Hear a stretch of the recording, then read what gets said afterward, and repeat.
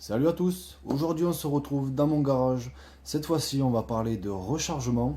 Je vais vous présenter la machine que je me suis achetée pour faire du rechargement principalement en 9 mm. Donc c'est la marque Lee, le modèle Load Master. Je vais vous montrer ces différentes caractéristiques, comment ça fonctionne. Donc comme vous le voyez, je suis équipé du manuel très important de rechargement de René Malfatti. Ensuite, j'ai ma table de rechargement pour les ogives LOS. Je recharge pour l'instant principalement qu'avec du LOS. Donc ça m'aide pas pour le dosage de poudre, mais pour l'enfoncement des ogives, très important. Et comme vous le voyez, j'ai tout mon matos, poudre, ogive, amorce, bien évidemment pour le nettoyage, mon tumbler. Donc voilà, on se retrouve de suite pour la suite de la présentation.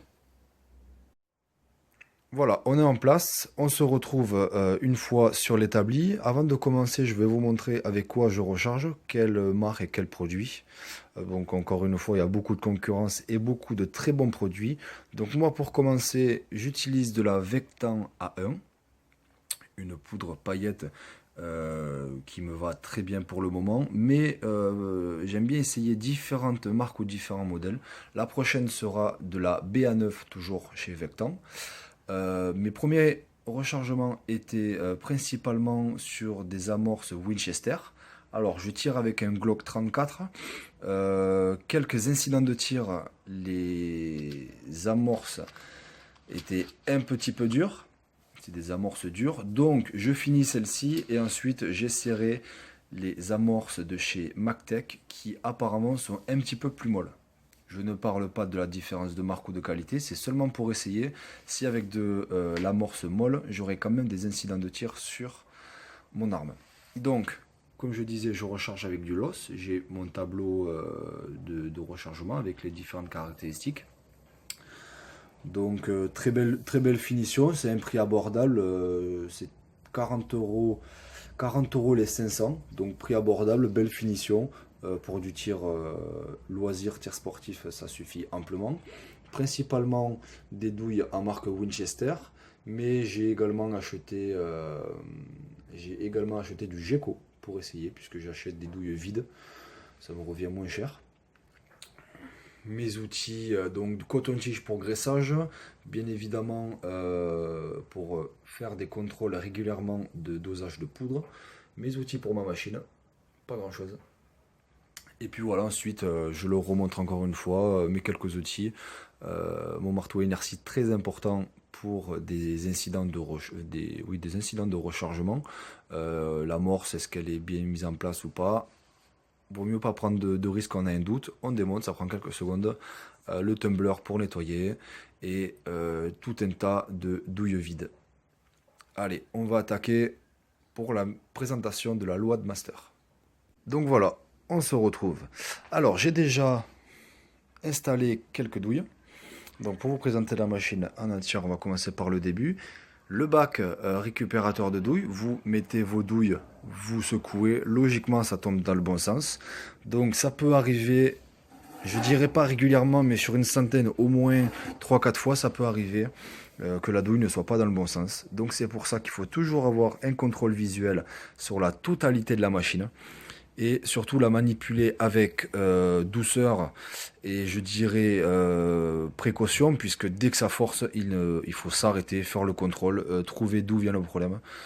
Donc voilà, faire attention, mais ça reste quand même du solide et une bonne machine.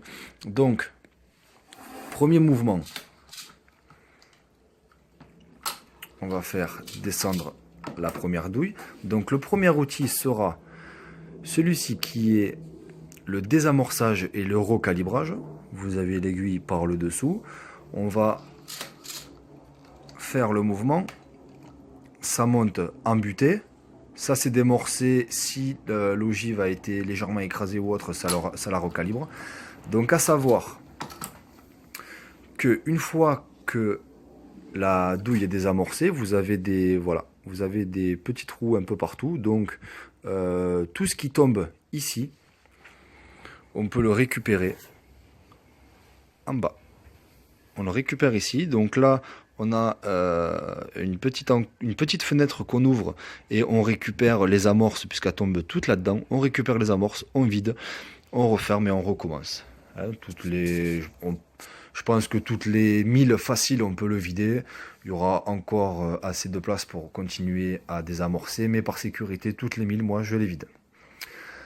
Voilà pour le premier. Le second, ça a été désamorcé, donc le second va réamorcer. On a le toboggan juste ici.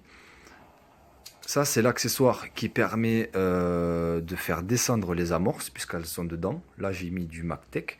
Alors, sur les nouveaux modèles, vous avez ici des petites encoches. En fait, quand je fais le mouvement, ça vient faire vibrer le plateau amorce. Ici, c'est la sécurité à amorce. Donc, en faisant vibrer, forcément, ça va les faire tomber correctement, ça va les faire glisser correctement, puisque ça arrive. À l'époque, ça arrivait que les amorces restaient coincées. Et donc, il fallait tout simplement tapoter ou certains installer un vibreur de téléphone pour avoir une vibration permanente. Donc, le second,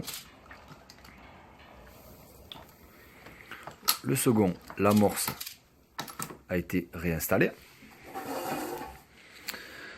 On passe sur le troisième. Le troisième, c'est le dosage de poudre. Dosage minime, puisque j'ai que ça à faire et je sais que j'en ai largement assez. Donc, je vous confirme, il est bien sur on. Toujours bien contrôlé. Sur on. C'est correctement réglé, puisque j'ai pris le temps de tout régler au début. Ce n'était pas facile de régler cette machine. Mais je suis très patient, j'ai pris le temps, des vidéos m'ont aidé, des bouquins et même des forums. Donc ça m'a pris, je dirais, en plusieurs fois, 1 heure, ouais, 2-3 fois 1 heure pour être vraiment sûr que ce soit bien réglé, sans m'énerver et tout va bien. Donc, mouvement.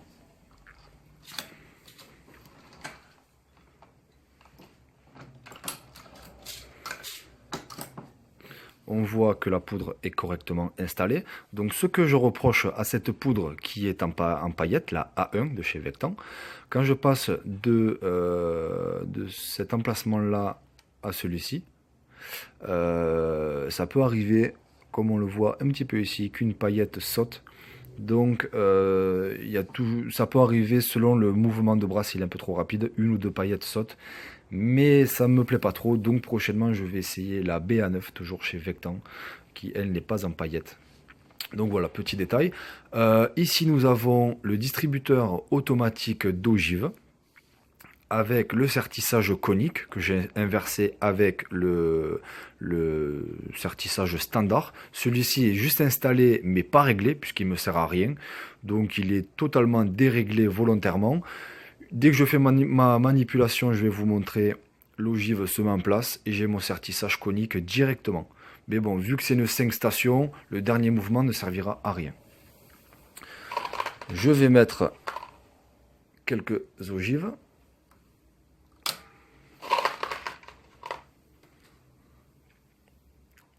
Il faut toujours avoir les yeux partout. Donc dans ce tube d'ogive, on peut installer jusqu'à 33 ogives.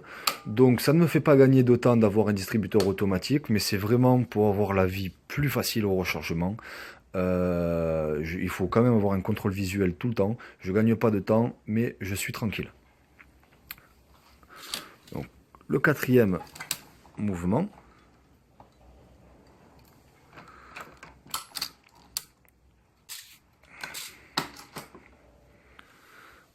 Voilà, l'ogive est installée. La seconde est prête à partir. Et on continue cette opération autant de fois que vous le souhaitez.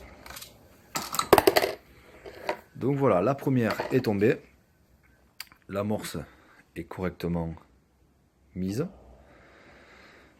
L'ogive aussi, très important, l'outil qu'il ne faut pas oublier, le pied à coulisse. Moi, il est déjà réglé. Et voilà, réglé. Donc je peux y aller tranquille.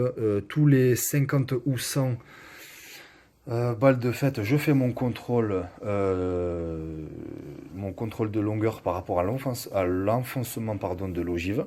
Également, avant de commencer à chaque fois, je fais mon contrôle de pesage de poudre. Voilà comment ça fonctionne. dur à régler au début, mais si vous êtes patient, vous serez tranquille. Sans vous mentir, je me suis jamais chronométré, puisque je prends toujours le temps de faire mes balles. Je ne me suis jamais chronométré, mais c'est un très bon produit. Je ne voulais surtout pas faire du manuel. Je dirais un peu comme les anciens. Donc au moins eux, ils ont plus de temps à faire leurs balles, mais ils sont tranquilles et sont sûrs de leur mouvement. Mais moi, je suis un jeune et je veux la nouvelle technologie. Je veux que ça soit le plus simple possible. Voilà pour cette petite présentation, j'espère que ça vous aura aidé. Donc en comparaison, celle-ci, c'est le plus gros modèle de chez Lee, la loi de Master. Il y a la Lee Pro 1000 qui est très bien. J'ai failli la prendre, mais il y avait quelques critiques par rapport à celle-ci. Je me suis dit, quitte à investir, je prends la mieux. J'en suis content.